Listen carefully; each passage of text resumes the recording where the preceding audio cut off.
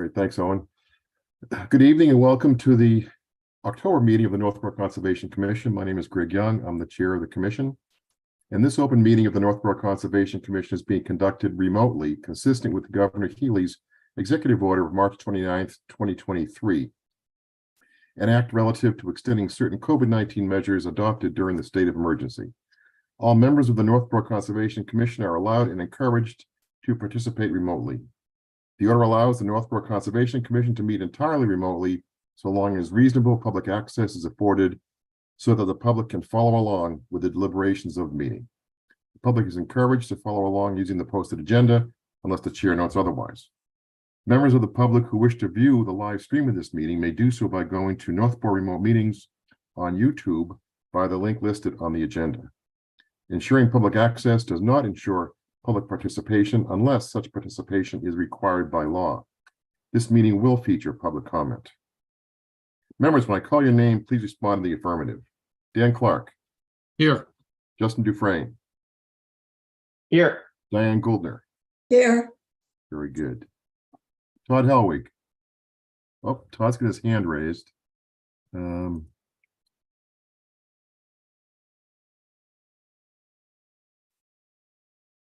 Hello, Todd. I am. You're not in yet. I'm going to bring you in now.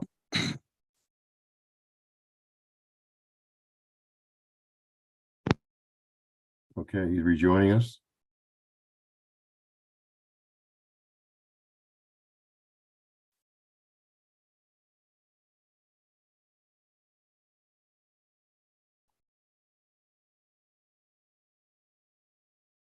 Good evening, Todd. Good evening. Yeah, you're here with us. We're doing the roll call vote. I am here with us. Very I don't know good. what happened. Staff, when I call your name, please respond in the affirmative. Vincent McNally Yes. and Owen Jones. Here. Very good. Some ground rules for presenters and or applicants listed on the agenda. The chair will invite each speaker or applicant on the agenda by name to make a presentation and speak to their application. Participants will provide their full name and hold until the name is called. Each speaker will be asked to mute their phone or computer when not speaking and to speak clearly and in a way that helps generate accurate meeting minutes. Those responding will be asked to wait until the floor is yielded to them by the chair. Speakers who wish to respond to the comments of others do so through the chair, taking care to identify themselves. Each vote taken by the commission will be conducted by a roll call. After members have spoken, the chair will afford public comment as follows. By phone, dial *9 to raise your hand and wait to be recognized. Please note that part of your phone number will be visible to those viewing the meeting. By Zoom, click raise hand on the bottom of your screen and wait to be recognized. The chair will ask members of the public who wish to speak to identify their names and addresses only. Once the chair has a list of all public commentators, I will call on each by name and afford 3 minutes for any comments. Please remember that this meeting is being recorded and will be available for viewing via the Northborough Remote Meetings tab on the town's website. Diane, you ready? I am ready. You're up. There will be a meeting of the Northborough Conservation Commission on Monday, October 16th, 2023 at 6 p.m. Pursuant to Chapter 2 of the Acts of 2023, an act relative to extending certain COVID-19 measures adopted during the state of emergency signed into law on March 29th, 2023, this meeting will be conducted via remote participation. No in-person attendance by members of the public will be permitted.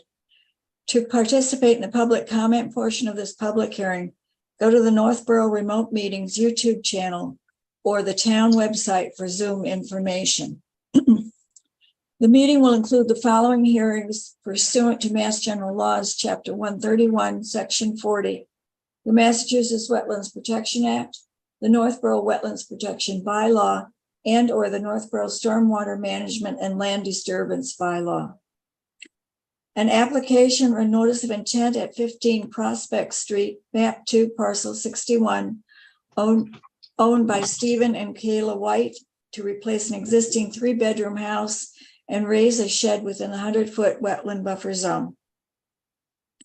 The request for determination of applicability at 142 and 154 School Street, map 73, parcels 1 and 2, owned by MDD Realty Corporation to continue the operation of a golf training center within the 100-foot wetland resource areas buffer zones.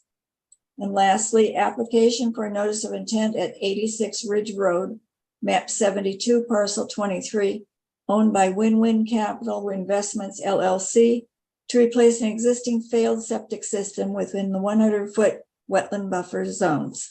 And that's it. Very good. Great. Thanks, Diane. Mm-hmm. Okay, meeting minutes. We've got July and September. Let's see. And Dan, you were not here for September, right? That's right. Okay. So if anybody have any questions, comments, concerns with either of those months? Now, the earliest one was that July. Yes. Whoever did that did a very nice job. Mm-hmm. We have a new clerk. We have Brenda DeCelie, and she's kind of jumping right into this. She's doing a good job with us. Mhm. She spent many years, I guess, supporting a law practice. Yes, So- a local attorney. Yes. Well, good. Any questions, concerns, comments? No? Move to approve the minutes. Okay, we do them separately because Dan can't vote in September. So let's do July 1st, Todd. I'll move to approve the July minutes. Is there a Second. second? Seconded by Diane. Roll call for July. Dan Clark, Yes. Justin Dufresne, Yes. Diane Goldner, Yes, Todd Helwig, Yes. and I vote yes. I would then move to approve the September minutes. second, Second by Diane. Roll call. Justin Dufresne, Yes. Diane Goldner, yes, Todd Helwig, Yes. and I vote yes. Okay, we are now current, Vinnie, right? With our minutes. Yes, we are. Yes. Excellent. Okay, public hearings. We have a continuance here to start from 311 Crawford Street. Any update there? Yes, I met with their engineer, their designer, and he is back on the job. He had a little delay, apologize for that, but they were thinking things through and they're working to reduce the number of waivers. They know they're not going to be able to get rid of all the waiver requests under the land disturbance bylaw, but they're working on a revised plan or some additions and changes to the plan to allow for less waiver requests and hopefully for approval. So they asked for a continuance till the next meeting. Okay, and I presume you've counseled a bit on what the commission is looking for from the previous meetings and so forth. Yes, yes. Yeah, Yeah, okay. and they think they can do better. Like I said, they're not going to be able to do everything because they're actually digging in just to get up there. They have to get into the groundwater. So there's going to be a couple of waivers going to be required, but as long as I'm guiding them, trying to help them, and we're going to try to make it so that there's no impacts during construction or after construction. Great, okay. So next month, I presume. Well, Yes, please. okay, need a motion to continue 311 Crawford Street So moved. To November 13th, is it? to November 13th. Second. Seconded by Dan. Sorry, Justin. Roll call. Dan Clark, Yes. Justin Dufresne, Yes. Diane Goldner, yes, Todd Helwig. Yes. I vote yes. Okay. Another continuation, 138 Bartlett Street. Yes, that's Connor Stone. Is Vito I available? believe he is. Let me take a look here. Vito's got his hand up. You're coming in, Vito.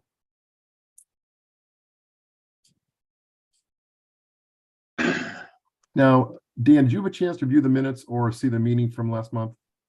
I did not, no. Okay, so you cannot vote this if we Okay. vote tonight, but you All certainly right. can comment. All right. Hey, Vito. All right. Hello.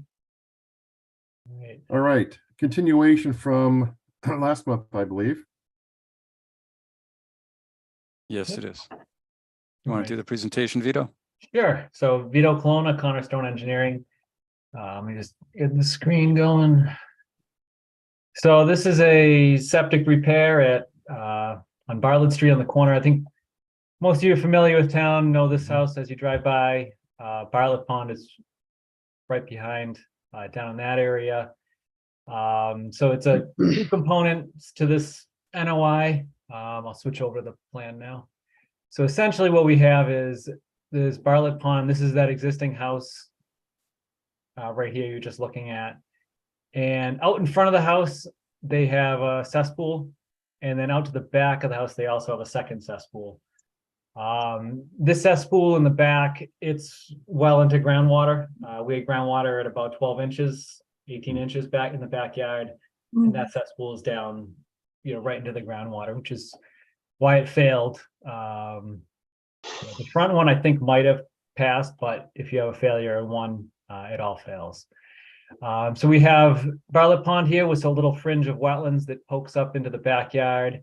And then we also have the beginning of Stirrup Brook as the outlet. It's that sluiceway that kind of goes down off of the pond and goes under through a stone culvert under Bartlett Street. Mhm. So we have riverfront area that extends out covering most of the site, and then also a 100-foot buffer. So the 100-foot buffer kind of cuts through the middle, and then the 200-foot riverfront arches out over most of the site. So what we're able to do is locate the septic system outside both the 100-foot buffer and 200-foot riverfront area with the leach field. That's over in this kind of corner over in here. We had good soils over there, but very high groundwater. So we're assuming with this year, we were hoping it would dry out, but it didn't. So they're probably going to have to de-water that during construction, just to get down far enough to remove all the unsuitables and bring in good soils. So that's one of the issues with this. While it's outside the buffer zones, the construction wise does get into some impact inside that 100-foot buffer, just because of the dewatering construction required. So what we proposed during construction was essentially to pump it out and through a hay bale corral. So it's just a ring of hay bales to allow settling, and then a series of or straw bales, check dams through this area. So just to give it a chance to filter out and discharge onto a stabilized surface. And they just need to do that while they're doing the excavation for the leach field, which would only be a couple days. So it would be a fairly quick process, but it is something that they do need to do to get that in. The proposed septic tank and pump chamber would be inside the 100-foot buffer. We moved it as far away as we could, but it does need to be located down here to coordinate with the existing plumbing. It comes out from under the slab in that rear area. So we really can't relocate that or do it to a different area. But we did kind of push that a little bit further up and try to get it, as far as we could away. The tank would be constructed of a monolithic tank, so there's no seams in the tank to help protect against the high groundwater conditions there. And we also have neoprene boots that are watertight joints where the pipes enter this tanks. So we've done everything we could to protect against the high groundwater conditions there. And we also designed the tanks with a anti-flotation ring across the bottom of it to help it buoyancy calculations, so it wouldn't float if it were empty. So that would take care of the septic components of it. And the second component is they were also proposing a detached garage right up in this location. It's a 24 by 24 foot garage. And it is in the riverfront area. This bluish line here is the riverfront. So it's fairly far removed from the resource area, but it still is within that 200-foot zone. It's about 175 feet, 174 feet right now shown from there, but it is separated from the resource by the driveway and the lawn and the house areas. We did look at alternatives. It's one of the things Vinny asked us to do, is look at alternative locations if we could push that further, because there is this space over in here that would be outside the 200-foot, but it comes with its drawbacks. Let me just bring up that. So this is an alternative plan that we kind of developed, just showing that you could push that back. The only drawback is that it would get into this steep slope a little bit and would force us to do grading right up to the property line and then clear all these trees up in here. And while those tree clearing isn't in the buffer or the riverfront, it is still native and natural vegetation that we would have to clear just to get this garage a little bit further away. And there's also a natural flow path that anything that doesn't get caught in this catch basin flows down. There's a low point here and naturally flows through the site.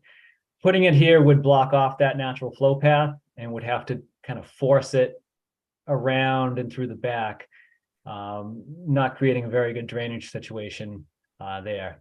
And the third thing is this area here will already be cleared because of that's the access path to get to the septic location. So we figured if we're already clearing it and it would minimize other disturbances and other earth grading, that it would make sense to put it right here. And it's in close proximity to the driveway, just for functionality with the site use. So those were really the two items that we looked at under this NOI. So I'll just hand it back and take comments, Super. questions. Thanks, Vito. A couple questions I have here. So for the backyard piece of it, the pump station and the tank, looks like they're 60 feet away from the wetland line. So they're- Okay. What about that cesspool that's in back? What's the plan for that? To crush it and get rid of it, or? Yeah, they just crush it and backfill it. So they'll pump it out first. Yep. So they usually just pump it, then crush it all in and backfill it down. Okay. So for the backyard, the only issue we have then in terms of the jurisdiction is the temporary check dams going through there. Yep. Yes. Couple And days we worth. have these. And those would just be straw bales. Yep. Made in a U shape, just to slow everything down. And the front side, that the new garage, it's 174 feet away from the river Mhm. or the riverfront. From the riverfront, So yeah. A lot of riparian zone. Okay. Yeah. Okay, I'm good. Any other questions, comments, Commissioner? No? Vinny, how are you with this? I think it's a good design. It's a tough situation. Just so the commission knows that they're actually, that cesspools that's in the front. They're going to be running a pipe all the way around the house. So if people drive by and see work on that side of the house, that's probably they're out there putting that new line in around the side to connect into the septic tank in the back. And the same situation is occurring. It says garage, but I assume there's going to be some kind of a use in there that requires a sink and water because you got a 4-inch sewer line coming from the garage. Is that the case? Yeah, I forgot to mention that yeah, they would have plumbing in this garage and they would need this sewer line that would come down and connect into the tank.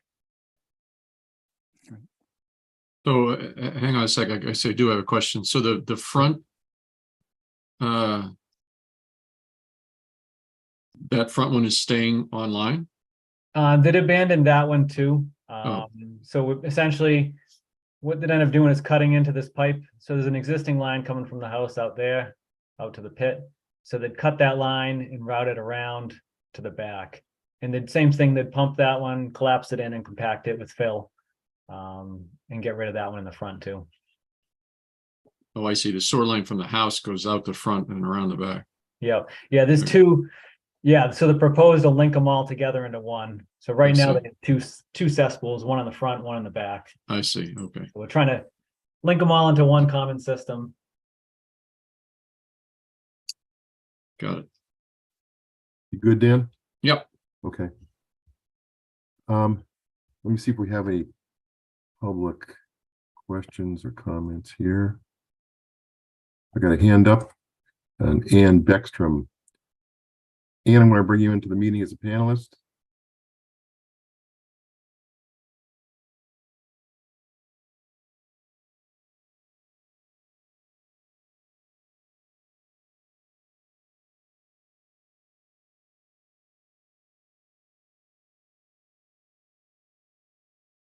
Any minute now, we should be having activity.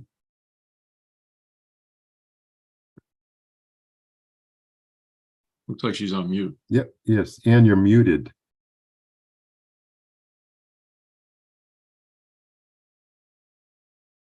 There you go. Okay, sorry about that. No, it's fine. I did the opposite of what I thought I was doing. So that other yellow section on, Excuse me, Ann, Yeah. before you start, could you identify oh, yourself? sorry. Yeah, sorry. Ann Beckstrom, and I live at 152 Bartlett Street, which Thank you. abuts 138. So I just had a question regarding that other yellow section that is shown on the map, not those, but the other one there. Yeah, right there.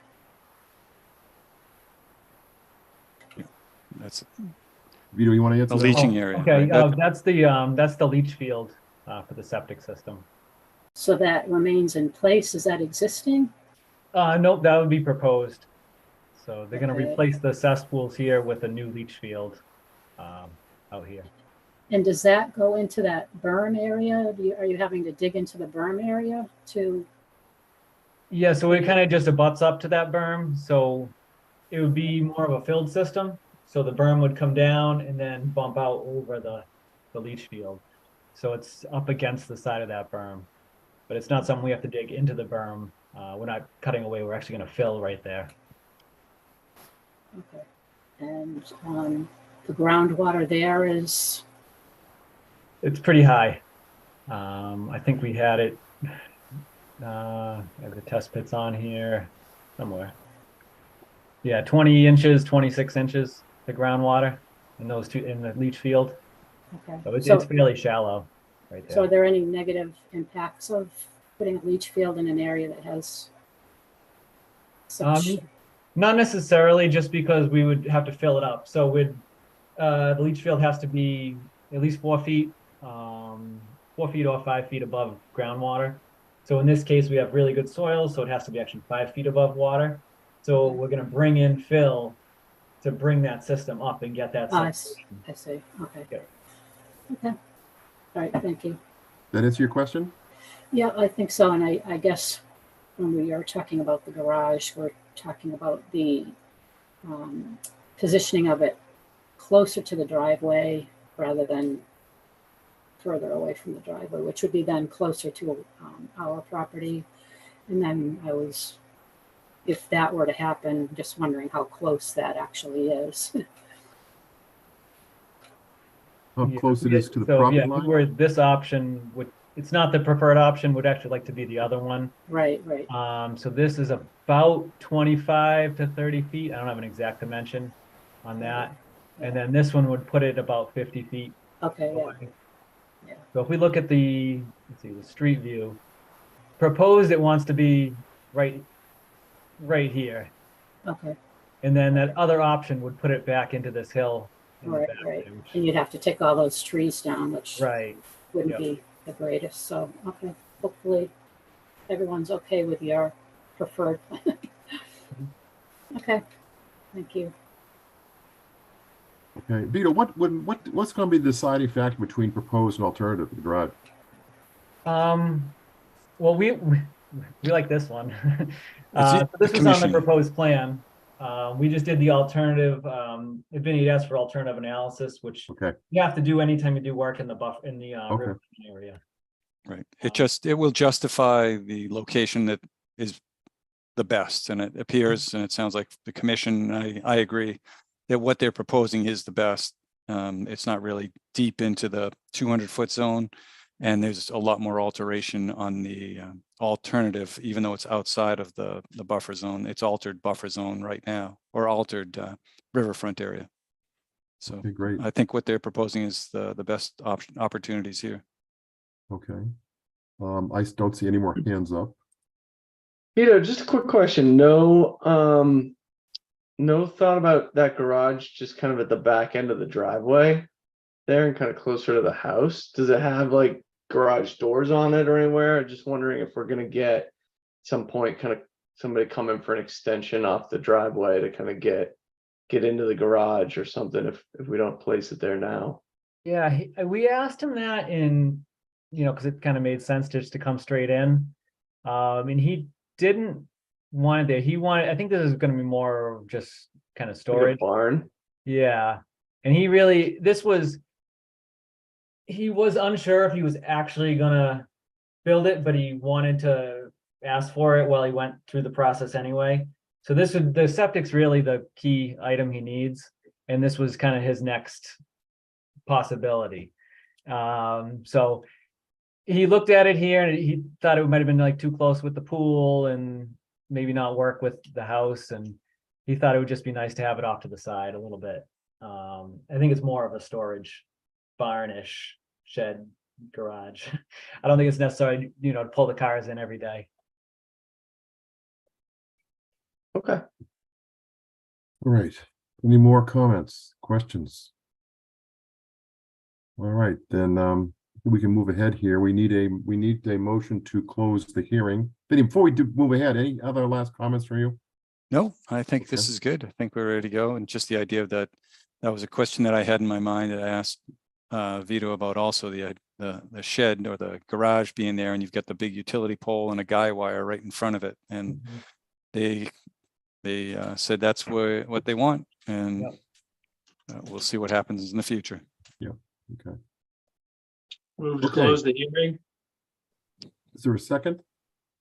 Second, Second by Diane. Roll call. Dan Clark, Yes, Justin Dufresne, Yes. Diane Goldner, yes, Todd Helwig, Yes, and I vote yes. Now we need a motion for 138 Bartlett Street. I'd move to issue an order of conditions for 138 Bartlett Street. Oh, actually, the only thing we had on this one is your detail. I think your detail didn't have the fabric on the sill fence buried 6 inches. So I was Okay. going to do that. It's either this project or the other one. I forget which one. It might be the other project. I think though. it's the just- other one. Okay, Yeah. yep. Second. Seconded by Justin. Roll call. Dan Clark, yes, Justin Dufresne, Yes. Diane Goldner, yes, Todd Helwig, Yes, and I vote yes.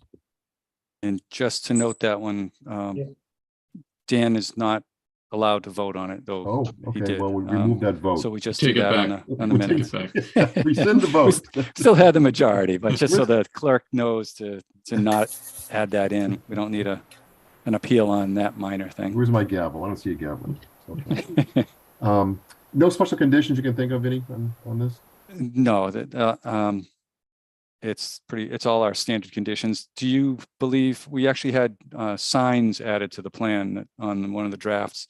So we didn't note those, but I think there were 2 or 3 signs to keep them from encroaching farther into the Correct. buffer area Right. at the Okay. current edge of Vito, when you trees. start the work, the DEP sign, Yeah.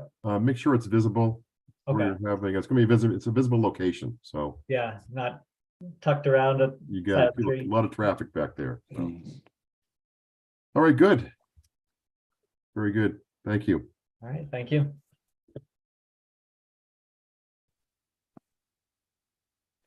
Um, 15 Prospect Street.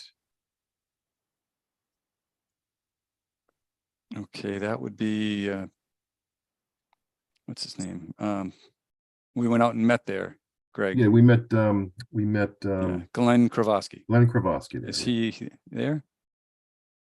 I do not see anybody here with no hands up.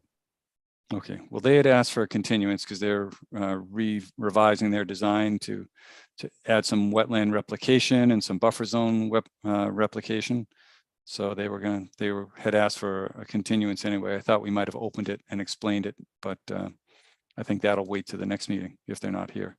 Yeah, let me double check again, but I don't see any hands up. Okay. We're just gonna continue and then open next time?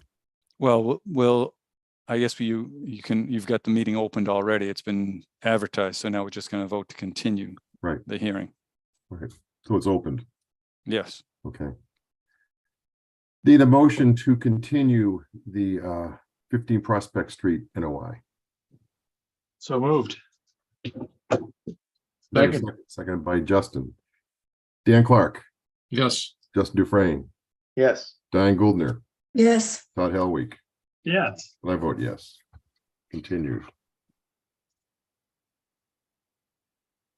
So Vinny, when either one of us speak to Tom about next month, if he wants to vote on that, he needs to just review the minutes or the video? Watch the video. He needs to Watch watch the the video. video, actually. Yes. They the usually minutes pretty won't be riveting videos, there's a lot of action, activity, and yeah, it's pretty good, so. Let's hope it's not. that's it. He Taylor has to Swift take a occasionally test. drops by, so I mean, that could do it. Yeah, Todd's going to give him a test. he's got to take a test, he's got to pass the test. Is it open book test? That's okay. Okay, School Street, 142154 School Street, RDA. Let me see, we have some people here for that, I believe. We have, See Dudley Darling. oh, Dudley's gonna do it? Okay. Dudley, I'm going to bring you as a panelist. And that's it. No pedals. No, Craig Robert, Jenna Khalili, and Yep. owner.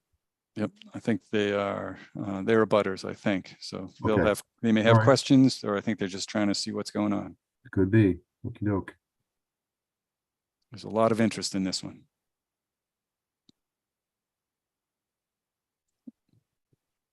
Do you want to ask Dudley if he wants to do the presenting when he gets in, and then Yeah, if he doesn't? Dudley, I'm I'll bringing do it. you in as a panelist.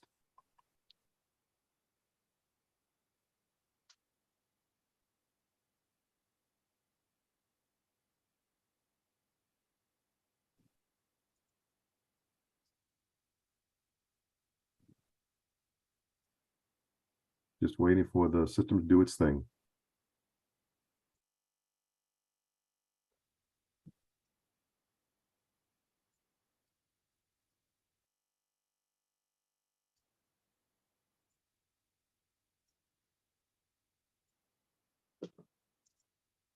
Okay.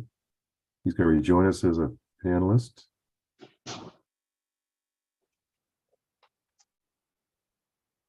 Hmm.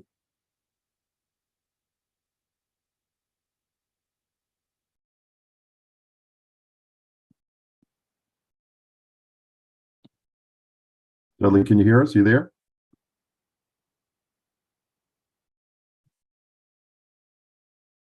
No, he's no longer a. Hey, Owen? Yeah, hello. Hello. We have a problem here. I tried to bring in a Dudley Darling as a panelist, but now he seems to have dropped off into the etherware. Didn't want to be a panelist, just an observer. Oh, okay. A lot of people have that opinion, Dudley. Wait, should I just put you back? Just We'll just leave it as it is. How's that? Right. There may be a couple of questions I can't answer. So Okay. I know the pedals, the owners are away, so they had a conflict for tonight. Let me just pull up my screen to pull up the plan. Here we are.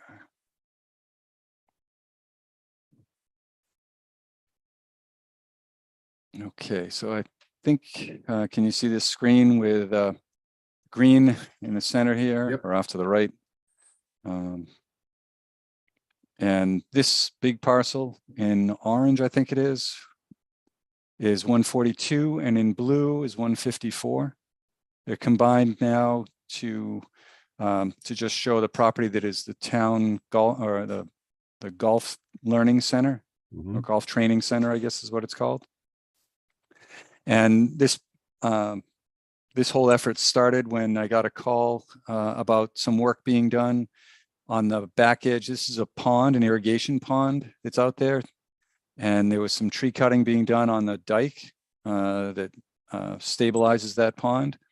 So I went out and investigated it. I looked in our file. There was no file for this property in the conservation records. And so I went out and looked around, and they were indeed doing some cutting work and some maintenance work around the backside, the south side of this pond. There's a dike that runs along the side here. There's a wetland, then feeds into a little brook that leads into the Assabet that's farther over across, and School Street, I'm sorry, School Street is right here on the east side of the property. If you're familiar with this, there's a parking lot right in here, and the driving range is there. There's a putting green, and just I don't know what they're called, fairway. I'm not a golf person, so there's a lawn out here. That's where they drive the golf balls out to. The end of Catherine Drive, I think or Catherine Street, is here. And this is all wooded in the back, and you can see the lawn area there. So that's our location. What is being proposed is to just maintain the existing golf course. Part of the idea of the golf course was to kind of keep back the growth coming in along the edges. and to remove invasive, mostly bittersweet in this case, all around here, and to keep the edge of the pond stable and without any tree growth on the dike, so that the stability of the dike is remains. So there would be no problems with stability. If they have a large tree, sometimes a large tree can fall over and the root ball pulls up and it causes a fracture where the water can go over the dike. So to prevent that, they keep the trees off the dike. And that's actually what they were doing. They propose no herbicide applications in this property. They just plan on mowing. And then in the spring and fall, when they do the regular maintenance, they're going to be pulling out and cutting some of the invasive species, the bittersweet. And they kind of mow and maintain the edge here as well. When I went out there, I found an old pile of brush and branches that they're going to be removing. So that was the only real issue, and they've agreed to get it done. But I wanted to wait till after the public hearing to see what the commission thoughts might be, more experience, more history about this area. But generally, they just want to keep using it as a golf training center and keep operating the way they have been for 25 or 30 years. So Vinny, it sounds like there's no expansion planned.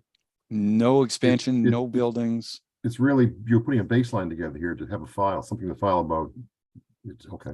Yes, there was no file there's no something in the file. There's no file for in our records. Yeah. So this is basically the baseline, the starting up.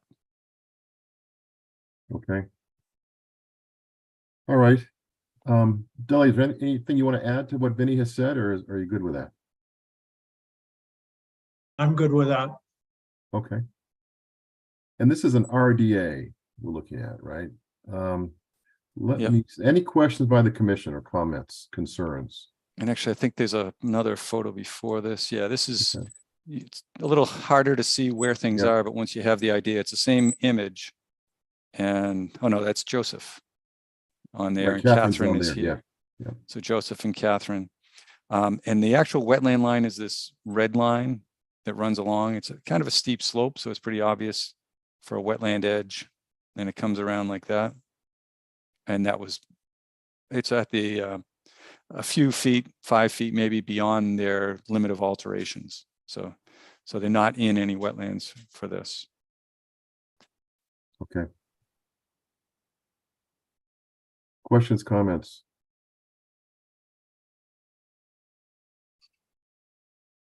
None? Let me see if we have any abutters have questions or any attendees, public attendees. I don't see any hands up. Going once, going twice. Okay. That's it. So we are going to close the hearing, number one, and then vote on the RDA. So we need a motion to close the, if there's no other comments from the commission, we need a motion to close the hearing. I move that we close the hearing. Second, For what, Diane? Good question. Because it looks finished the way it is. 142, 154 School Street. Okay, Okay, yes. is there a second for that? second, Okay. Roll call, Dan Clark, Yes. Justin Dufresne, yes. Diane Goldner, Yes, Todd Helwig, Yes, and I vote yes. Hearing is closed. So I believe we are looking for a negative determination. That is correct. No special conditions, Vinny, no, nothing I can think of. It's a determination, so we don't Yeah. really get too many conditions, but I will be out monitoring and making sure that the limb and the branch pile gets removed or chipped up, taken out of there. And if anyone goes out there and is golfing, give me a call if there's any issues and I can go out there. They've been very cooperative. Good, good. Okay, so we are going to vote on issuing a negative determination for 142, 154 School Street. So moved, Is there a second? second, Seconded by Todd. Roll call, Dan Clark, Yes. Justin Dufresne, yes. Diane Goldner, Yes. Todd Helwig, Yes. and I vote yes. Dudley, we're all set. Thank you.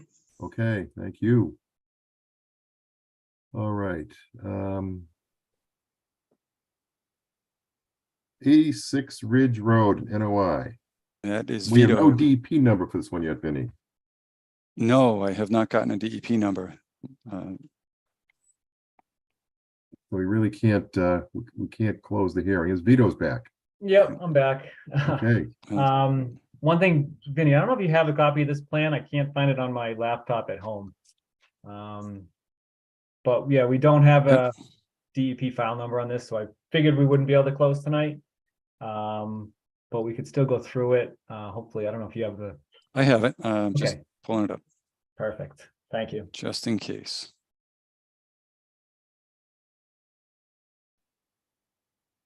So this one was it was a little difficult to fit the septic in on this one. It's another repair. And there's wetlands on basically all three sides. We have wetlands in the back, and then it trails around to the lower side of the site through, it's almost like a little stream through there, and then it goes through a culvert under Ridge Road into the pond on the opposite side of the street. And I don't know if you've driven by there, you know, at certain times of the year, that pond is basically right up to the Yep. almost The the edge of road. the pavement. Yeah. So we're really pinched in on this one. They had a existing septic system out the back of the house. And they went to go the process of selling the house and found it was in failure. Most likely because of the groundwater table.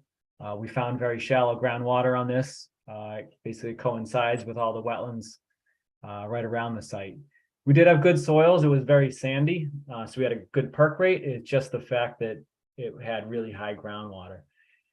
So we basically tried to position that in a spot that would be equally distant to all the wetlands, and try to get it as far away as we possibly could. And the fact that it is high groundwater, it has to be a raised system. So we couldn't put it on the other side of this house site where the driveway is. Otherwise, you'd have to come up and over it to basically get into the garage.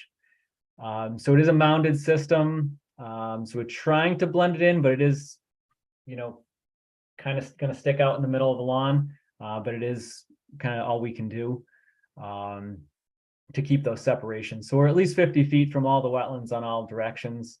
And we ended up using a LGen system, which is an alternative system to provide a little enhanced treatment. And the benefit to us is that it gets to shrink the leach field size by 40%. So it's kind of a win-win for both. So we can get the further separations, a little extra treatment, but also save us that size on the system itself. Vito, what's the name of that system again? It's called a LGen. Yep. It's a prefabricated, it's kind of a mesh plastic wrapped in filter fabric. Yeah, I think on the bottom right side of the sheet should have a little cross section. They're almost like bricks. They come in 3 foot wide, 4 feet long, 1 foot thick. And you just kind of place them in and you put the pipe over the top of them. It just gives more area for the media, for the microbes to grow and break everything down.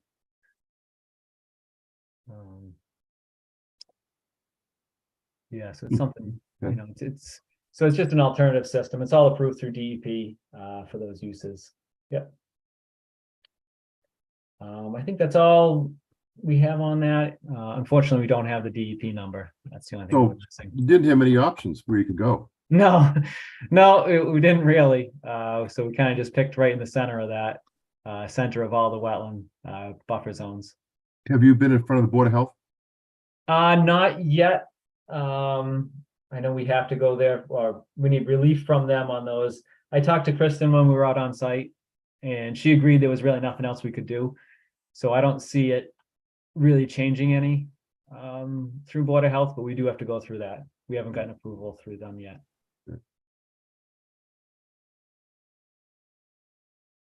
Okay, any questions, comments from the commission?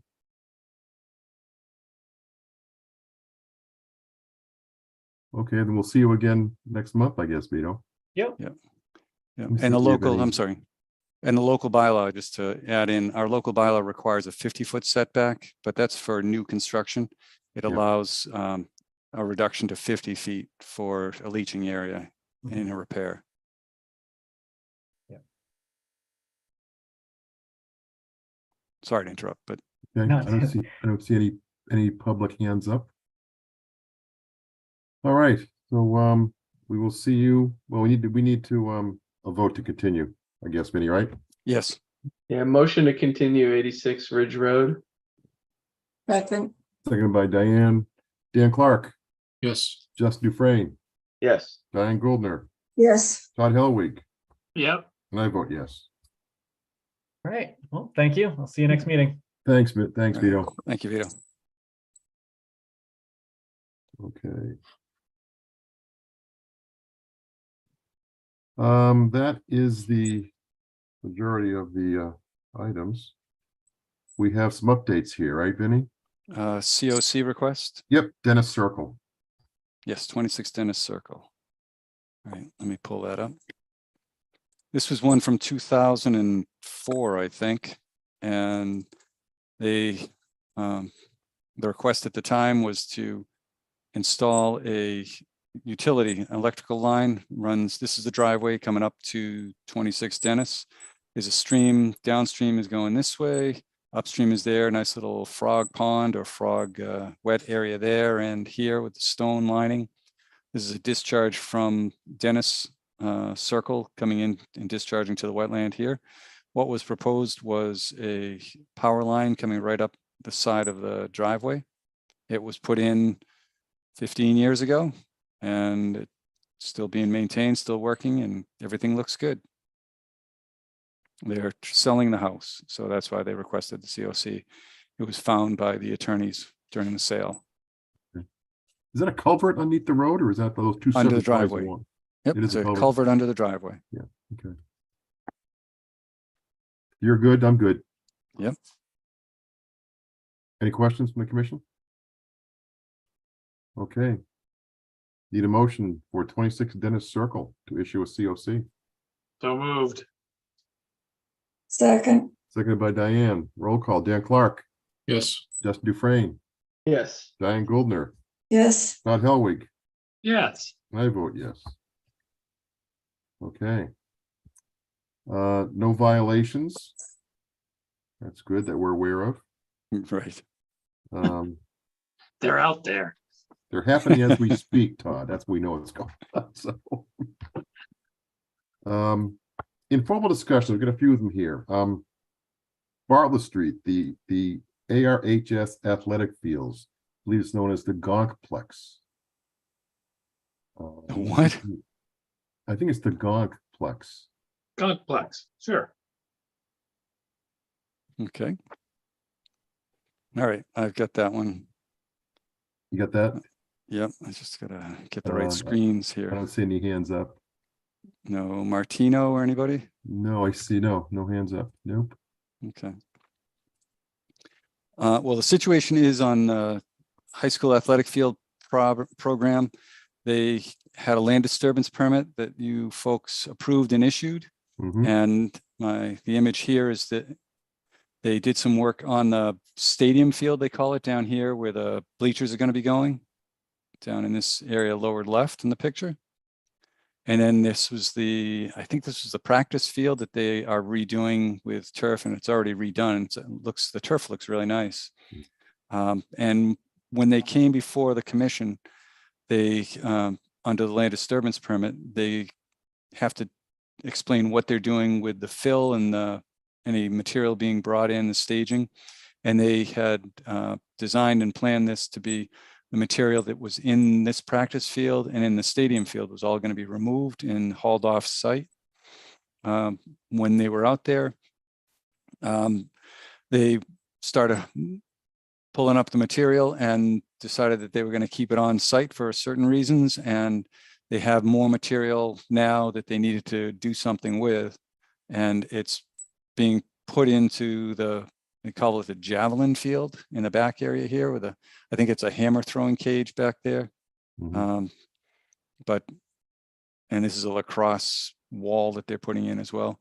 But this is the very back. The wetlands are located probably about 120 feet out the back area here. It's pretty steep too, Vinny. It drops down probably 20 feet. This drops down a lot. Yes, it dropped 15 or 20 feet going down here. They had the erosion controls in place during the construction, but they never came in with a change of plans. So, but they did change their plans, and it's constructed with this new revised grading on the back area, with everything going down to a catch basin in this area. So my major concern is that the drainage going to this catch basin needs to get captured and treated somehow before it just discharges straight into the wetland in the back. They seem to be doing a good job with erosion and sediment control, but we just need to watch out for that, because if that overtops, if we get one of those summer storms again, it's going to run right down and then wash out this really steep slope that goes to the, it's a ropes course here in this area of the complex. Mhm. So that's the concern, is washing out here and then just flowing down to the wetland. But just want to bring it to your attention, and that's what you might want to do, because they are doing work and they significantly changed their plan without asking for permission before they did it. Well, the first piece here, that area you're talking about, that new catch basin they're put in.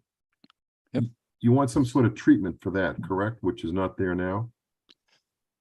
I was out there last on Friday, and the grading just needed to be adjusted, and there was a wattle put around it, but the wattle was floatable. It was straw, Yep. so it's not going to stay down really well. But these guys have been the contractor that did all the work has been very responsive when I asked him something, but I wanted to make sure if there were any issues that the commission might want, I was going to just forward everything at once, because we didn't have any big rains predicted. So, Well, I mean, number one, we need the current plan updated to reflect what is. And number two, we need to have a discussion with the contractor, I guess, that they don't make any more significant changes without speaking to you first. yep, that sounds good. I mean, that's not rocket science. That's pretty common, I guess, but. Yeah, I was expecting someone to be here and make that actual request in person, but they're not here. In this area, Vinny, just for my benefit too, it was a field before, right? It's not like they cleared woods or anything to put this fill here, right? So was it lawn before and it's just kind of staying lawn? They've just kind of raised it up with the fill and graded it out, or was this like, it wasn't a wooded area, right? But they went in and cleared anything and put the fill in there. That's correct. So what you can kind of see now that I've zoomed in a Okay. bit, Yep. you can see the old fence line here, and the new fence line is back here. So they moved it back a little bit, just are matching the grades with a good slope off the end, but they're matching it. And then they now have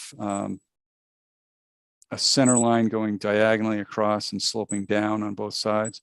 It's like 288 and 290. So it's probably a 2-foot fill in much of the area, 288, 290, 290 and a half or so. Mm-hmm. So they just had more fill, and they just are grading the whole site, just resurfacing and grading the whole site. Was this field set to kind of get redone as part of the original one, and they've just brought it up, or were they not even going to touch this field before? This was not going to be altered as far as I remember. All the work was going to be on these other areas down here on the practice field and the stadium field. And this is the shot put area, I think is what it's called.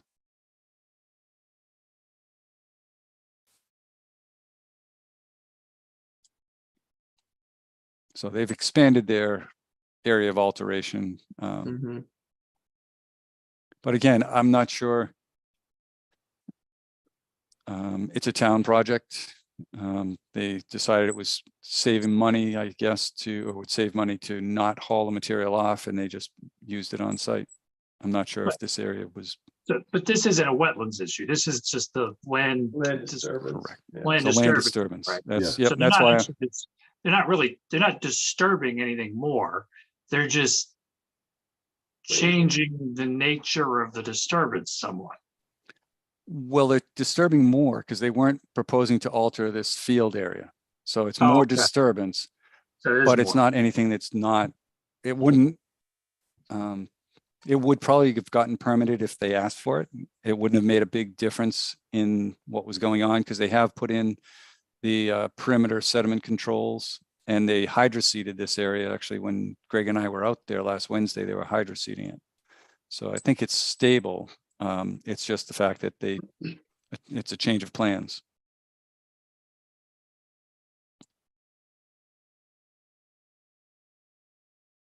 Yeah, to me, it doesn't dramatically change, we're not, if they were kind of clear trees and things like that, kind of put something there, but since it was grass before and lawn, and now that they're, they've raised the gram shorts, a lot of topsoil that was there because there was grass fields and now they're turf fields, so they had all this topsoil that they had to get rid of, so they probably saw it as an opportunity to just redo this area. So I'd agree that, if it was part of the original, I'm sure we would have just approved it and it would have been fine. I would just kind of echo Greg's sentiment to just, let them know that, changes like this certainly need to come before us. Hopefully where they are in the project, there won't be too many more. I wouldn't think. But. They're trying to close up, so I don't know that Yeah. I don't expect any more. No. It's just, you would want them to come to the next meeting, or how would you want to, I haven't. I'm at least speaking for me personally, I'm okay with this, as it is. But I'm in favor of letting it go. Yeah. I mean, you can certainly tell them not to do this again, but I don't think they need to come back. yeah, Yeah, we'll just keep an eye on it when occasionally drive by there, take a look, so, Okay. okay. And we'll ask for a formal plan of, yeah, actually, well, this would probably be their formal plan. Okay. There was somebody named Craig Robert here that dropped off. Say that again. There was a person named Craig Robert. He was for 142, 150. Okay, That's the golf training center. He was in a butter there. yep, he dropped off, so. But Vinny, aren't you still concerned about the outlet and overflowing into the wetland? Yes, I am. So how do we get them to address that? I think that's where I make a deal and say, okay, the commission was okay with the idea of you doing this and making a change in the plans, but we need to see some protection of that outlet, and it needs to be stabilized appropriately. And if it's not, then you'd have to go back to the commission at the next meeting. So I think that might be an option. Oh, Vinny, we have, Greg Martineau is here. Let me, Excellent. hey, Greg, want to bring you in as a panelist?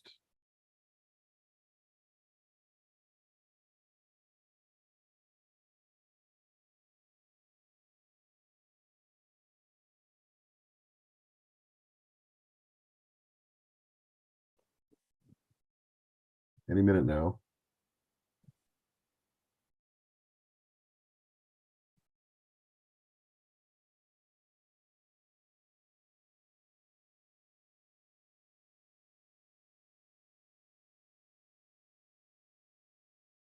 Okay, Greg, you're muted.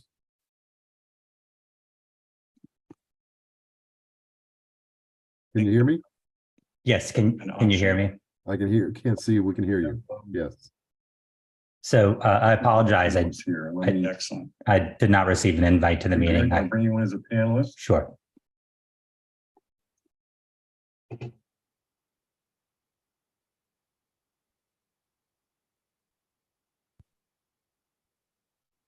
All right, let me know if you can hear me. We hear you. Yes, very good. Okay.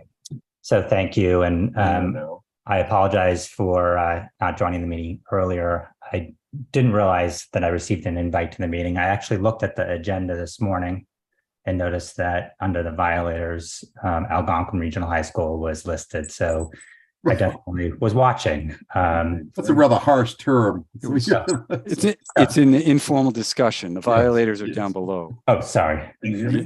So just some context.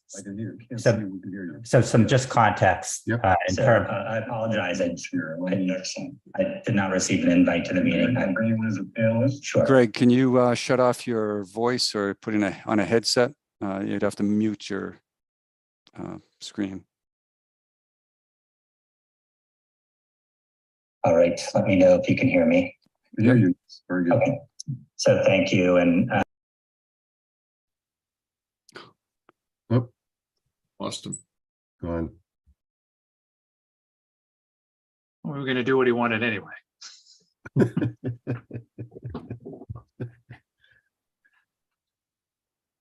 We'll give him a chance to come back here.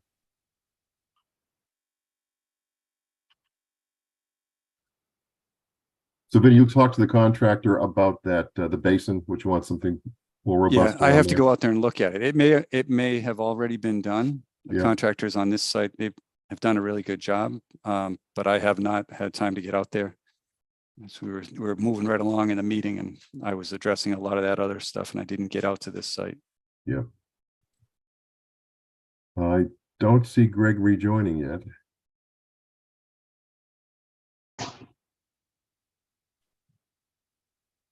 Well, let's move on, and we will deal with him when he comes back. It should be a short discussion, so. Right. Oh. Now we're gonna, he's back with a hand up. Here we go. Had a lot of Zoom fun tonight, haven't we? Fun with Zoom. Yeah.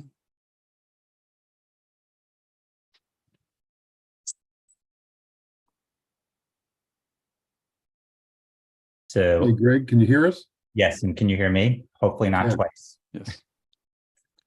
So so We can see you too. Okay, welcome. good. I apologize. So just some context too. So in terms of the Javelin field, so in the original plan that we submitted, that was a grass field, and we we're going to use it as Javelin and the discus. Part of the project that we learned was that we were doing some baseline testing for PFAS. The soil conditions came back where we were required to report to the DEP, hire a licensed LSP, and determine what action to take.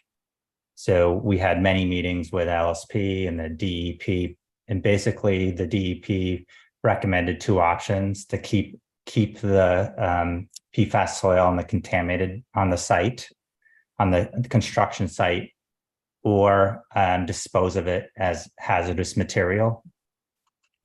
And that we did some cost estimates of what that would cost. That was a little under $3 million. PFAS is kind of unknown terms of how to treat it and what to do with it when it's discovered.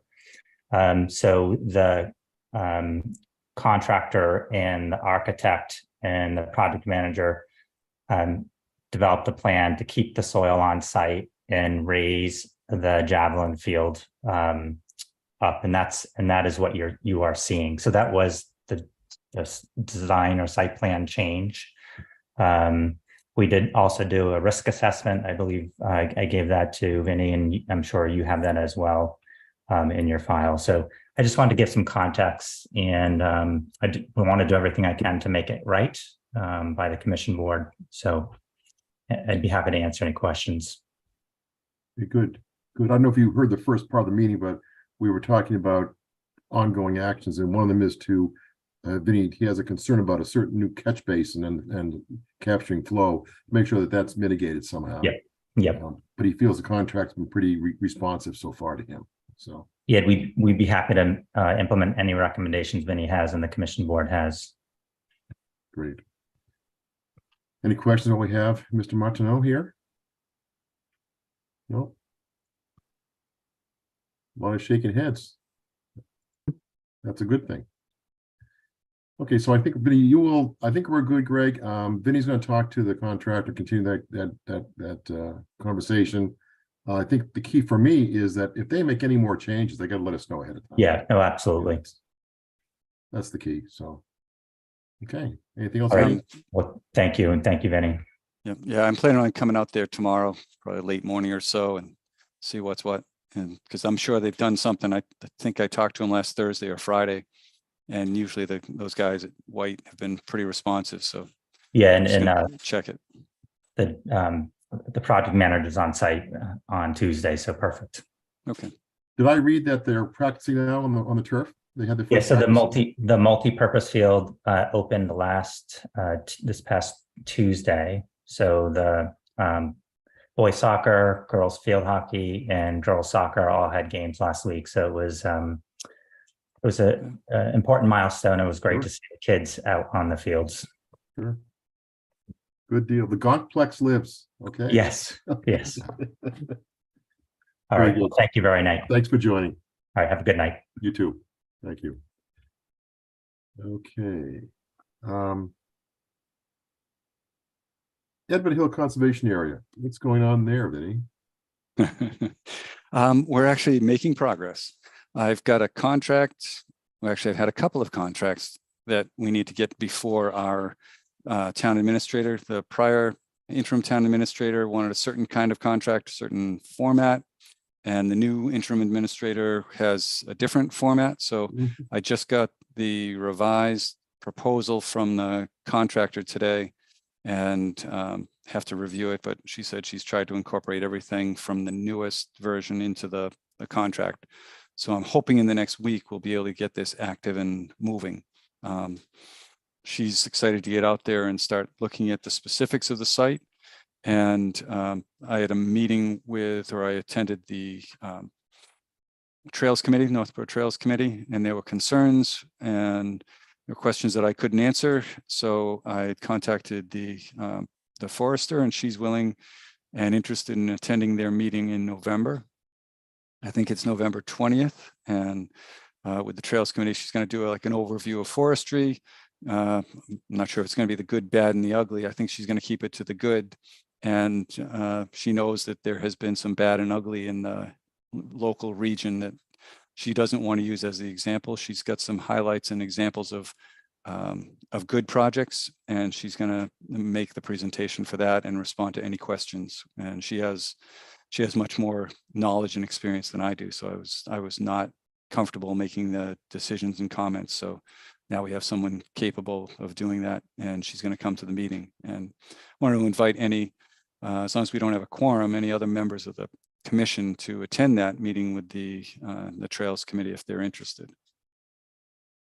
It's the week after our meeting next month. So we have 11/20, time. right? Yes, it's the third Monday of the month. Okay. Just a thought for the group. Kind of an idea I got. I was actually walking around Pisgah the other day, and I hadn't been up there since the fire. And I don't know if you guys have been to the site. The trail, there's a trail. One of the trails actually goes right through where the burn was. And it's actually a kind of an interesting, I actually look at it as an opportunity. So what the fire did was killed most of the understory pine that was up there. And from a forest management perspective, is actually an interesting opportunity to do some forest management, believe it or not. So particularly that site, the Pisgah is this dry soil, sandy soil, oak ridgetop. And in a lot of cases, pine invades those sites, and you're actually trying to regenerate a lot of oak. And a lot of people, rest of the country, different areas, you can actually go in there and do a fire before you do a harvest, because oak is resistant to fire and white pine is not. So I guess my point is it'd be interesting if when Mary Wigmore is on board to take a walk around Pisgah and get her perspective on what she sees up there. Because I have sort of a vision of what might be possible up there with this kind of unique opportunity that you had this, not a prescribed fire, but this wildfire, but the conditions that it created you have a window where you can maybe take advantage of some of those conditions. So I'd like to get her, or everyone's opinion, but hers in particular. So just an idea. That's actually a good idea. She has spoken about revising the forest management plan that was prepared and including more climate adaptation things. I'm not sure of all the right phrases, but they generally want to, we just had the forest management plan done in 2022, but she sees an opportunity to revise that and include it's something that just came into being at the state level, and to incorporate that into our plan. So that's like her first effort in the contract to update our plans.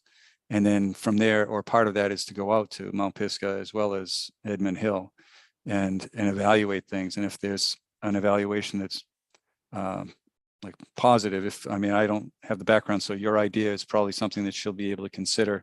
And if there's a recommendation to do some kind of a harvest there, a small harvest, that's a possibility. But I think that's something that we would wait for their input, and we can discuss it at the time. Yeah, I think it's worth a walk with her to show her what happened and get her perspective on, could we turn this into a positive, this wildfire that we didn't plan, we didn't necessarily want it up there, but it happened. So that's good. Vinny, when do you think we can have a discussion around the financial piece here? Once we have our contract in hand, we can see about who's paying for what, when, how, and.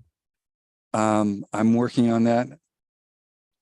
Would you want it at the commission meeting or just as for your update? I just got the numbers today for the contract, and it's a $43,000 contract, 43,800, I think. But And that's just for Edmund Hill, right? Edmund Hill, and then these revisions at Mount Pisgah. Okay. So We looked for at the both. forest management plan there. So it's what we're looking for right now is, and as we had said, we were going to start with Edmund Hill. But if Dan is now thinking that it's a possibility of doing something at Mount Pisgah because of the fire, that's something we should probably, I should probably talk to her and get her feedback or thoughts. I think it's worth considering because there's a window of opportunity at Pisgah after the fire. So yeah, we'll see. Yeah, I think it's worth, again, having her take a look, go out in the field and see what she thinks. Yeah, And that sounds the great. consensus might be to move Edmund Hill, drop it down and bring Pisgah to the top, the first one, so. Yeah, I mean, I know part of the motivation at Edmund Hill was to get rid of some of that oak mortality, but honestly, I think those trees are so dead. I'm not sure how much commercial value they have in them. So if we're bringing in a logging operation to remove some of those, I don't know, it could be a tough sell, I guess, if you're using a logging contract to get rid of those dead oak and then do some of this other work that we hope to get done. I'm not sure there's much commercial value to those oaks anymore. They're really dead. I'm not, even for firewood, I'm not sure how valuable they might be. But again, I'm not the logger. Mary would know more about that than me. Well, Yeah. have her take a look once we get her on board and off we go. Yeah. Right, and there was discussion about that in that contract, the 43, I think it was whatever the contract amount was. She said it could be reduced by the value of the harvest. So if that's not really using much more cutting than access cutting and adjacent tree cutting as we're taking out the really bad trees, the dead trees. So there's no valuable harvest involved in those costs, which is the way I asked her to do it, because it's always better if we can see what we can do and then evaluate the value of what we're going to get for a harvest, and then use that number to offset the price to do the work that she's envisioned. And there's a couple of state grants that are available that we're going to try to go for, a $25,000 state grant from the DCR, and then another one, forget where it's from. I think it's also from DCR, but it was for the climate adaptation stuff. Is that So 20,000? Maybe the second one? it might be 20 as well. Yes. I don't I'm not sure of those numbers. But there is money available. The state really wants to spend that with the communities. It's a community stewardship program. So it's towns doing the work. So there's not a lot of towns asking for the money. So they Yep. are looking for opportunities to implement Good. it. Good. And I guess our contractor, Mary Wigmore, has got a really good reputation there in that program. So she said it's a very high likelihood of getting the grant, which is always nice. Okay. Okay, well, moving forward. Okay, 432 Whitney Street. Yes. Let me pull That up. rings a bell with some people on this commission. Was that piece of property sold? No, he's still, Mr. Ansa still owns it, Okay, and He's- he would like to build something out there. such Yeah. as, He wants to build Well- is it a feed shed or something, Vinny? a farm building. It could be for feed, it could be for equipment. I'm trying to pull up the screen now. well, before, it was a house Yes, it was his house. Yes. with a barn, wasn't it? There were two pieces. Maybe, I remember there was a house, it was way back. Yeah, but it was bigger than what this seems to be. Well, the situation here is we've got Whitney Street Yeah, right up along the top. You can see that. And then the railroad track comes down here, and on the Yep. west side of the railroad track is the aqueduct. And this Yep. property is, so you guys are very familiar with this, I hear. And this is the wetland in green.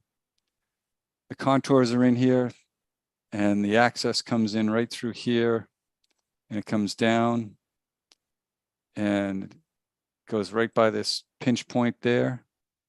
And then it goes back up the hill to the top of the hill where that's where he wants to put the building. He's requested and actually he's been issued a building permit to put a building, a farm building here. And it's almost 200 feet away from the wetland. So it's beyond wetland jurisdiction. And so he was issued the building permit for that. The access road is where I had a question, is that it's an existing farm pathway. It's not something that's going to be passable by a concrete truck to bring up and to do the work for a building up there. So there needs to be some review from the commission of any improvements to this road. And I spoke with Mr. Anza on Friday, and he said that he would provide, he's got a commitment from an engineer to design this road coming in. And I said, under the farm exemptions, you're allowed to improve your farm road, but that doesn't mean you can make it a 40-foot wide access. And so he said he understands that. He doesn't intend to impact any wetlands, but he's going to come in with a plan showing a delineated wetland boundary and his proposal for what he's going to do in that access road to get up to this building site. He hasn't submitted anything yet, but it was only last week, but that's what his intention and his comments to me were, that he will submit a plan to the commission for review and comment, because I said we need to see that it's going to be in compliance with that farm, that agricultural exemption, because he's not allowed to fill under the ag exemption, because this is not land in agricultural use. That wetland is a wetland, so we have to protect that. how big is that piece of property? I think it's 30, 40 acres. This little brown thing is that much? No, the whole piece of property. The whole piece No, goes no, down. just where he wants to build. Oh, How this big area is- here? Yes, please. I'd say that might be 3/4 of an acre or an acre. Well, that's the size of my piece of property here. Yep. And by pretty much what everybody else has over there. Yeah. Whitney, Coolidge, all that. Yes, So- well, you can see some of these lots here. So that's probably the acre size in some of these lots here. So Yeah. that same general size would be an acre, acre and a half. But he has the area to build the building. It's the access that is the issue.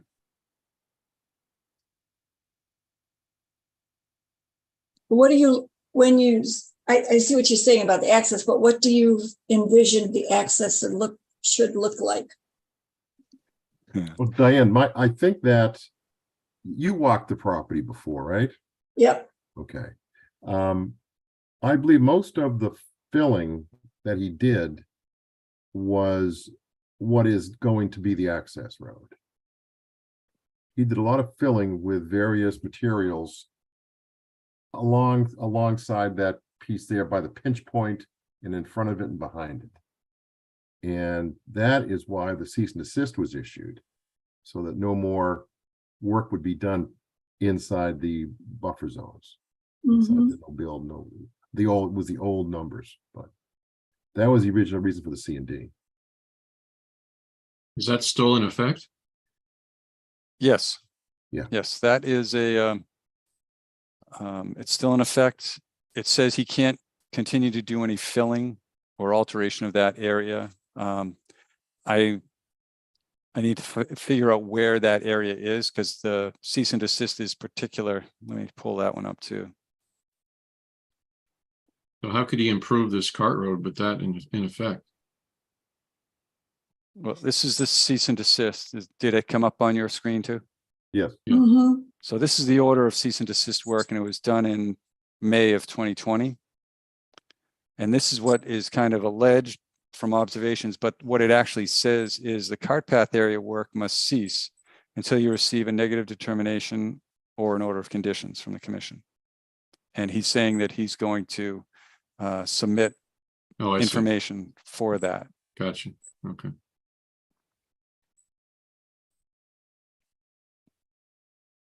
I think if I remember back, Vinny, to kind of right around that time, 2015, 2017 timeframe, he had submitted something, right? I'm sure we probably have a record of that, but it was going to be, I remember it was building the road a lot wider, pushing it closer to the wetlands and kind of creating a bigger road. And I actually think it had wetland impacts there.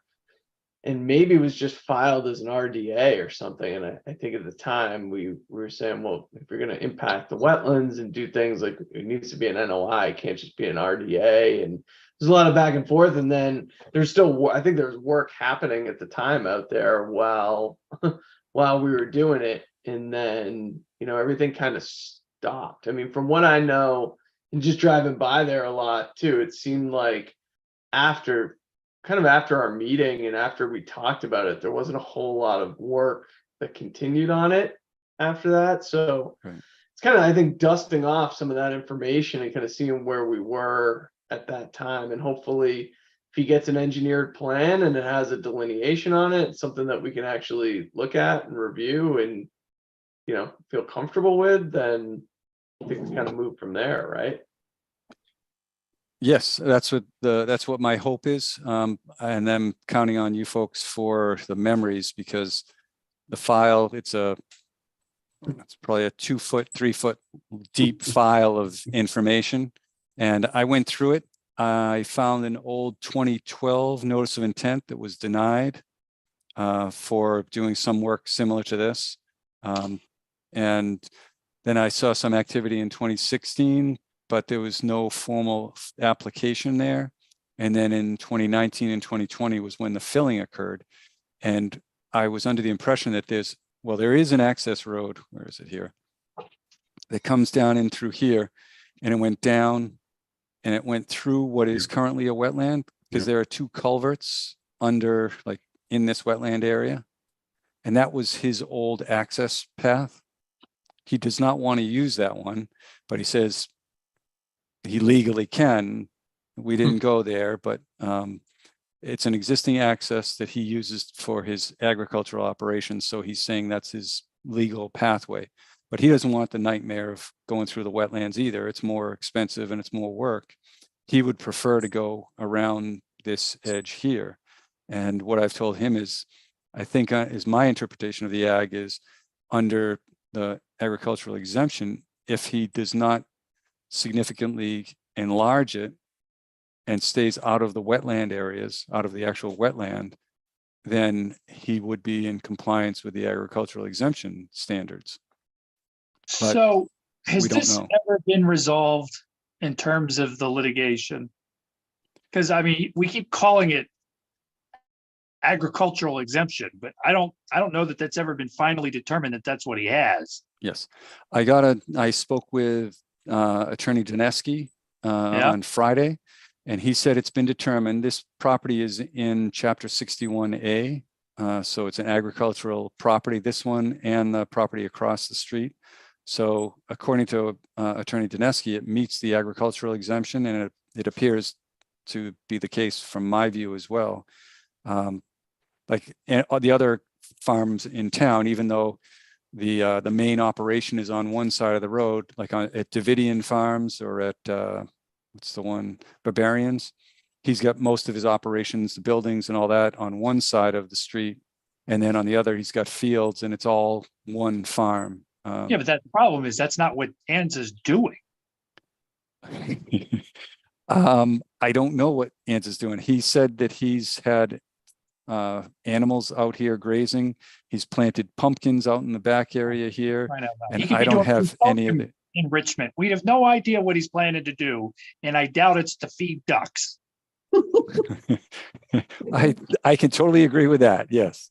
But what he said is that he's going to submit something for the commission to review to determine whether he's in compliance with his agricultural exemption. And that's, I think, where we stand. Have you asked Mia about this at all? Because poor girl got stuck in this. She did. She is not allowed to talk about this from the DEP's point of view. She is, she has to wait 2 years for some conflict of interest rule to lapse, which is in January. So I think it's January 12th, if I remember right. But there's a date in January when she will be able to legally help us. But I've been talking to her supervisor, Kim Roth, and their supervisor, or both of their supervisors, Judy Schmitz. And they have been doing most of the interaction and the work across the street, and agreed that this is an agricultural use on this side. And if we can get them to do a plan, we can talk and worry about all sorts of crazy things that he's going to do. From what I've heard, I think no one would have expected the things that he's already done, so we can't really predict what he's going to do. So I would just say he's not impacting the wetlands right now, and he's not actively making a mess out there in the buffer zone. So I think we just wait for him to submit a plan and have everybody keep an eye on the property as you're driving by, and let me know if you see something. And I'm that was curious- pretty much Attorney Dineski's opinion, was that he's been compliant with the cease and desist to date. He seems to be cooperative with with the town, and to take advantage of that and move ahead. That was the legal opinion we received. Yes. Do you happen So- to know why he parks a truck at the top of the road? Yes, he parks the truck at the top of the road because the railroad folks were using his property to access a bunch of the rail ties and all the operations that were Oh, they're down going there. on his property. So basically, he had asked the railroad for permission to do something, and they said, absolutely not, don't bother us, don't put a foot on our property. And then they started using his property to gain access to Mm. theirs. And so he's like, Okay. I'm parking an old truck here so they can't get in. Okay. It wasn't just for Greg. You had a question? I don't know that it was a question, as maybe a statement that was going to get me into trouble. I mean, Okay. I just can't, all of the pain and expense and wasted effort that this guy has put all of us through, he's not going to get an inch of benefit. from me. Understood. Right. Yeah, and I'm just coming in new. That's why I have it on the informal discussion aspect, so I can get the feedback. I talked with Tom. Tom said, be careful, trust but verify. But is Be anybody, gracious. are any of the other boards doing anything about this? Well, I think Board of Health pretty much engaged across the street. I Yes. was surprised that he could get issued a building permit. But Well, because the building code is a state permit, he meets all the standards and requirements for the building code or for the building permit. He will still need to file to confirm that he has access. But if he were to get access from the railroad company and drive down that way and access his property, he'd be okay to build his building. Well, he has to be in compliance. He can only get a building permit if he's compliant with all of the town regulations too. Yes, but he is. He's in compliance with the cease and desist because he stopped doing the work. And I didn't find any other rules or regulations that he's in violation of because he's outside our jurisdiction. Is by any chance the planning board looking at ways they could maybe put a Oh, stop to that? every chance they can, it sounds like. But Okay, the trouble that is, would- they're that's exempt what I as an wanted to- ag. Okay. They're exempt from zoning on it under the ag stuff. So there was a lot of questions there, and my supervisor, Laurie, the planning director, has reviewed this, and she said that we really don't want a bad situation out there, but what he's asking for is allowed under the laws.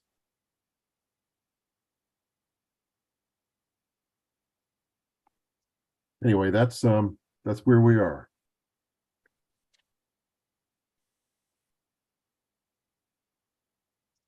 Do you know what design or what kind of building he is trying to do?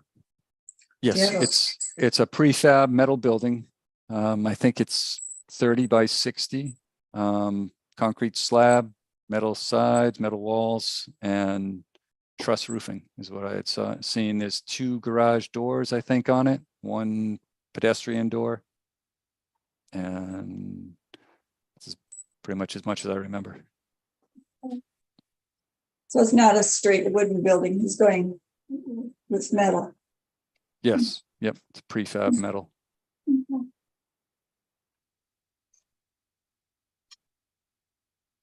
I think Okay. it's similar to the ones at 172 Barefoot, if you have seen those.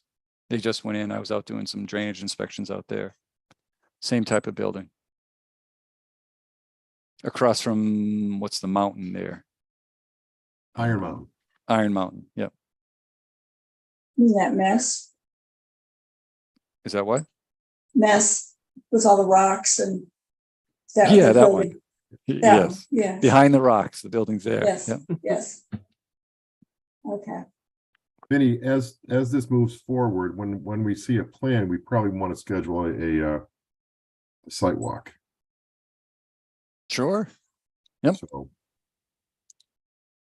And we probably should arrange that we can get as many members, them on a weekend or something, get many people as we can to go, but that's down the road a bit, so to speak. yeah, is that limited yet? It was limited at one point where only one person could go. I don't know. I don't know. Limited how? What do you mean? In order to walk on that property, Mia couldn't go on it unless she let the police department know. No, it was either with Fred Litchfield or myself. Okay, but somebody else had to know and they went with her, right? Yeah. Okay. Yeah. I actually walked the site a week or 2 weeks ago with Mr. Anza and walked Okay. up to this area. He was pleasant.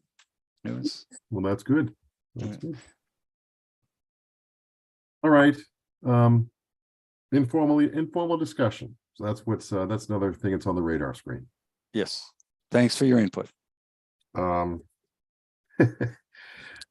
Anything else, Vinny? Anything we can expect for next month that you know about? We have we Yes. have 3 continuations here. 3, yes. And the dog park on Boundary Street Dog Park. I had a meeting this afternoon with the proponents, Weston and Sampson, and they're going to finalize the plan for submittal, I think next Friday, not this coming Friday, but next Friday, which is the due date for our next meeting. Now, Weston and Sampson were the same folks we dealt with at the senior center trail. And there was a lot of dancing and jousting and negotiating in terms of getting a PE stamp on that. Did you get that up front? I have let them know that, yes, and they gave many of the same details that are being revised to match the ones that they corrected on the senior project. So I think we're going a step in the right direction. Good. Okay. The dog park next month, these three next month, and who knows what else. Right. We'll have an update probably. We'll have probably an update again on all three of the items today. High Yes. school, Yep. Forestry, and Whitney Street. So. All right. Anybody else want to bring up anything that they have seen or have a concern with? How about attendance for next month? Any issues we know about? Okay, Tom said he's planning to make it. great. I did speak to Tom a couple weeks ago. He sounded pretty good. So. Yeah. And he hasn't lost his very clear opinions on certain things. So, it's, Yes, I asked him about SNA Farms. So I was ready for you guys. You were tame. He wasn't on tape. Let me, I should know this, but I don't. So we don't have a town administrator, We have I an thought we- interim town I thought- administrator. but I thought we selected somebody, They No. withdrew. they withdrew. Yes. So we recast the net. Yes, and I think they're in the process. We had Bob, oh, how soon I forget. We had an interim up I until remember him. August. And so And then now we have a new person, Mike Gallagher. okay.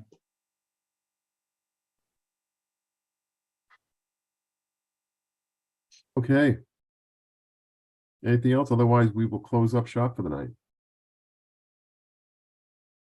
Very good. All right, need a motion to adjourn. So moved. Second, Dan Clark, Yes. Justin Dufresne, Yes. Diane Goldner, Yes. Scott Hellwig. yes. I vote yes.